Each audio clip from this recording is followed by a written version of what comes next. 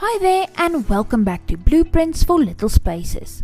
I'm your host Marisa Bakker, and today we're diving into something that often leaves us mums feeling a bit overwhelmed. Turning your mood board from a collection of ideas into a real functional room. If you've ever been stuck staring at your Pinterest board thinking, it looks great, but how do I actually make this work? Then this episode is for you. I totally get it. You've spent hours gathering inspiration, dreaming up the perfect space for your little one, but when it comes to making it a reality, the process can feel like trying to build a house without a blueprint. But here's the good news. Transforming your ideas into a fully functional room doesn't have to be as overwhelming as it sounds. In today's episode, I'm going to walk you through the process using a metaphor you'll probably recognize: building a house. By the end of this episode, you'll have a solid approach for turning your mood board into a space that not only looks great, but works for your child and your family. So, let's dive in. Now, I want you to think of your mood board like the foundation of a house. It's where the vision starts. But just like you wouldn't build a house without a blueprint, you can't move forward in your room design without a clear step-by-step plan. The blueprint I'm going to share with you today is called Basic. It's simple, easy to follow guide to take your inspiration and turn it into something that's not only beautiful but also functional and practical. Just like when you build a house, you need to lay the groundwork. Decide on what your space will need and then slowly build on it until you have something that's stable and ready for your family to enjoy. So let's break down each part of the basic blueprint and see how it can help you turn your mood board into a real functional room. Okay, step 1. Let's start at the letter B. Begin with the foundation. Just like a house needs a solid foundation before anything else can happen, your room needs a strong base. So start by focusing on the essentials. What do you absolutely need in the room for it to function? Think about the furniture and storage solutions first. What will your child need in terms of a bed, desk, or seating? What about places to store toys, clothes, or books? Start with function. This is the non-negotiable part of the design. The room needs to be usable before you start worrying about how it looks. So, for example, if your child is a toddler, you might need a low bed or a crib. But if they're a school-aged child, you'll need a desk or study area as well. These pieces are the backbone of the room. So once you've decided what your must-have pieces are, you can begin thinking about layout and flow. So, a tip for you: don't skip this step. A great design always starts with functionality, and without this foundation, nothing else can work. Okay, now let's continue with the letter A. Add the structure. So now that you have the foundation in place, it's time to add the structure. Think about how the pieces you've selected will work together. When you build a house, you lay out walls, windows, and doors. Similarly, in your room design, you need to figure out the layout. So, is this furniture arranged in a way that makes the most sense? Will it allow your child to play, study, or sleep without feeling cramped? This step is about creating a framework that supports the flow of the room. Just like a house needs rooms that connect logically, your space needs to function together as one cohesive whole.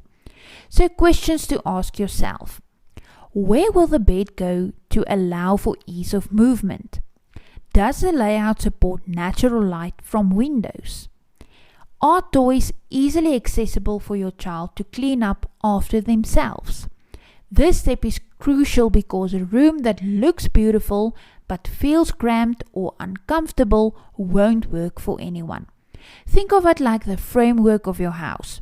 It needs to be sturdy and functional to support everything else. Okay, now the next letter S. Style with your vision.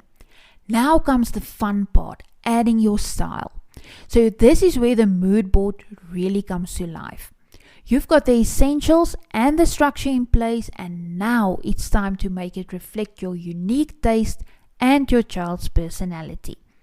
So think about how the walls will be dressed. Will you use bold colors or keep it calm and neutral? What about the flooring, rugs, and textures? This is where you can layer in the things that make the room feel like a home, whether it's through art, lighting, or textiles. Now, a few styling tips. Use colors and textures that resonate with your child's personality. Incorporate their favorite themes or characters in a subtle way, so through bedding or wall art, and add textures with rugs, throws, and cushions to make the room feel cozy and inviting. This step is about giving the room a personality and a soul. So just like you would decorate a house to feel welcoming and cozy, don't be afraid to experiment with different combinations of colors and patterns. Okay, now on to the letter I. Integrate practicality. As you add your style, don't forget about the practical elements. It's easy to get lost in the aesthetics, but remember, this room has to work day to day. So make sure your layout is functional for your family's needs. For example, if your child needs space to do homework, make sure the desk is placed in a well-lit corner. If toys need to be stored out of sight, incorporate smart storage solutions that blend with the design. Remember, a beautiful room is great, but it needs to work too. So think of this step as adding the plumbing and the wiring to the house. Necessary, but not as glamorous. So the room has to be easy to use, clean, and maintainable. Okay, and then the last letter C, complete with the details. Finally, it's time to add the finishing touches. The details that can make the space feel finished. This is where you can get creative with accessories, wall art, throw pillows, and rugs. These little details are like the landscaping around a house. The final pieces that pull everything together. They don't need to be over the top, but they do make the room feel personal and special. So, what I would suggest is to consider the details. Add personalized items like a custom name sign or family photos.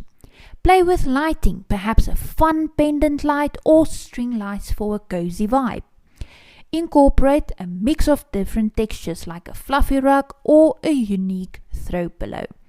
These little details can be what turns a good room into a great one. So just like the landscaping or final coat of paint makes a house feel like home. Okay, now I want you to give the basic blueprint a try in your own space. Grab a pen and paper and walk through the steps. Number 1, begin with the foundation. What are the must-have pieces you need to make this room work? Number 2, add the structure. How will the furniture be arranged to create a functional flow? Number 3, style with your vision. What will give the room personality? Then number 4, integrate practicality. How will you ensure the room is usable for everyday needs? And number 5, complete with the details. What final touches will bring it all together? Okay, so if you're ready to take your mood board and turn it into a real functional space, don't miss my Mastering Mood Boards for Kids Rooms workshop. I'll walk you through every step of turning those ideas into a beautiful, practical room that works for your child. Sign up today. I'd love to help you bring your vision to life.